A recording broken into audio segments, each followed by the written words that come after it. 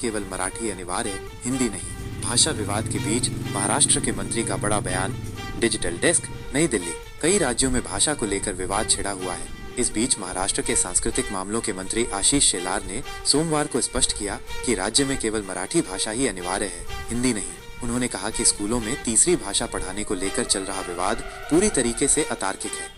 दरअसल मुंबई में पत्रकारों से बात करते हुए आशीष शेलार ने कहा कि महाराष्ट्र में कक्षा 1 से 5 तक हिंदी को अनिवार्य तीसरी भाषा के रूप में पढ़ाना शुरू नहीं किया गया है। हिंदी की अनिवार्यता को किया गया समाप्त। महाराष्ट्र के सांस्कृतिक मामलों के मंत्री आशीष शेलार ने कहा कि कक्षा 6 से 8 तक हिंदी पढ़ाने की अनिवार्यता को समाप्त कर दिया गया है। इसके बजाय हमने हिंदी को भी अन्य भाषा के जैसे वैकल्पिक रखा है। उन्होंने दावा करते हुए कहा कि इस विषय पर चल रही कोई भी चर्चा पूरी तरीके से अतार्किक और अनुचित है।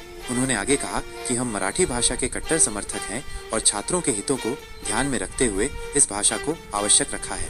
पिछले हफ्ते राज्य सरकार ने नया आदेश किया था जारी। बता दें कि राज्य सरकार ने पिछले हफ्ते ही एक संशोधित आदेश पारित किया है। इस आदेश में कहा गया कि हिंदी को सामान्य रूप से कक्षा 1 से 5 मराठी और अंग्रेजी माध्यम के स्कूलों में छात्रों को तीसरी भाषा के रूप में पढ़ाया जाएगा।